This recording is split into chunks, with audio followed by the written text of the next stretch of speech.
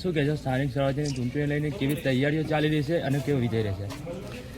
ગુજરાતમાં સ્થાનિક સ્વરાજની ચૂંટણીઓ ફૂલ ધમધોકાર ચાલી રહી છે. આજે છેલ્લે ફોર્મ ખેંચવાનો છેલ્લો દિવસ હતો એટલે હવે ચિત્ર સ્પષ્ટ થઈ જશે. પરંતુ આ મહેસાણા જિલ્લાના વડનગર તાલુકા પંચાયતની કૈપુર બેઠક અને સાથે સાથે મહેસાણા જિલ્લા પંચાયતની છાબલિયા બેઠક બંનેની આ ચૂંટણી પ્રચારની અંદર અમે ગામે ગામ મહેલા મહેલા અને ખેતર ખેતર ખૂંદી વળ્યા છીએ. બહુ સ્પષ્ટતા સાથે કહું કે જે રીતે ભારતીય જનતા પાર્ટી અને ખાસ કરીને આ તો આખો તાલુકો આદરણીય વડાપ્રધાન મોદી સાહેબનો પોતાનો તાલુકો છે, એમના વતનનો તાલુકો છે, એટલે દરેક લોકોની અંદર પણ એવી વાત છે કે ક્યાંય કોઈ કચાશ થાય કે ક્યાંક ઉણા ઉતરીએ તો મોદી સાહેબનું નામ પણ બગડે, ખરાબ ન થાય એની અમે સંપૂર્ણ કાળજી લઈએ છીએ. એવી લોક લાગણી છે. જે રીતે સાવ ખેતરમાં સાવ અક્ષર જ્ઞાન ધરાવતા વ્યક્તિને પણ ખેતી કરતા સામાન્ય ખેડૂતને પણ પૂછીએ તો એના મનમાં પણ આ વાત છે. ઘન બજારમાં વેપાર કરતા વેપારીના પણ મનમાં આ વાત છે. વિદ્યાર્થી હોય તો એના મનમાં પણ આ વાત છે કે અમારા ભારતીય જનતા પાર્ટીના ઉમેદવારોને, અમારો ઉમેદવાર એટલે કમળ, અમારો ઉમેદવાર કોઈ જ્ઞાતિ આધારિત નથી, અમારો જિલ્લા પંચાયતનો ઉમેદવાર કોઈ જ્ઞાતિ આધારિત નથી.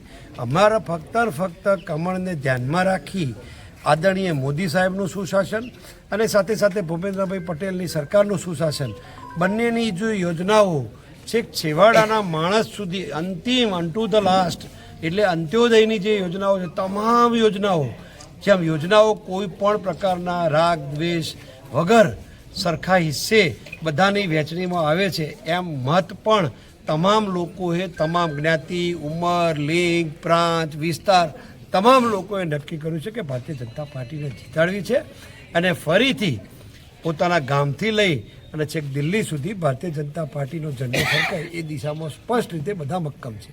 હવે સામે વિપક્ષે ઉમેદવાર ઉતાર્યા છે અને શું કહેજો, કેવી લીડ રહેશે? વિપક્ષો ઉમેદવાર તો લોકશાહીમાં હોય આવકાર્ય છે, એની સામે તો કોઈ વાંધો હોઈ ના શકે, પણ બળજબરી શોધીને ઉમેદવારો ઊભા રાખ્યા છે. આક્ષેપ ભારતીય જનતા પાર્ટી ઉપર કરે કે ભાજપ ધાક ધમકીથી ઉમેદવારો બદલાવે છે, નામ બદલાવે, એવું કશું છે નહીં. સામાન્ય નાગરિકો સ્પષ્ટ રીતે સમજે છે કે અત્યારે કોંગ્રેસનું ક્યાંય કોઈ જગ્યાએ જોર નથી, કોંગ્રેસનું ક્યાંય વલણ નથી.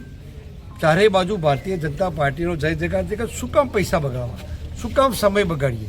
એના કરતાં જે યજ્ઞની અંદર આહુતિ, પોઝિટિવ હકારાત્મક આહુતિ કેમ ના આપીએ એ દિશામાં બધા લોકો વિચારે છે. એટલે હું તમને કહું, ઉમેદવારો રિસોર્ટ પોલિટિક્સમાં અથવા તો સંતાડવા કોંગ્રેસને પડે છે.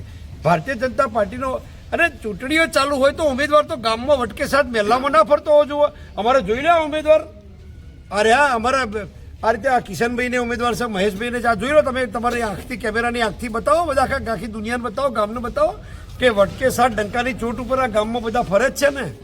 અમારે ક્યાં કોઈ સંતાડવા છે? અમારો ક્યાં ઉમેદવાર ફોર્મ પાછું ખેંચી લેવાનું છે ભાઈ? અમારો તો ડંકાની ચોટ ઉપર અને આમ કંઈ વગાડવાથી આપણી મા તેડીને છોકરું વગાડે તો ઘંટડી વાગે, ડંકો થોડો વાગે. ડંકો વગાડવા માટે તો ડંકાની ચોટ ઉપર ગામની વચ્ચે તમારે રહેવું પડે. એમ આ જો અમારા બધા આ ઉમેદવારો, આ બધા આગેવાનો અહીંયા દેખાય છે, કેટલા બધા વડીલો છે. આ ઉમેદવારોને ભણાયા હતા શિક્ષકો જે ગુરુ તુલ્ય છે એ પણ અહીંયા આવ્યા છે. અને આ ખેરાલુ, ઊંઝા બે વિધાનસભા મત વિસ્તારોનો સંયુક્ત પાછો વિસ્તાર છે.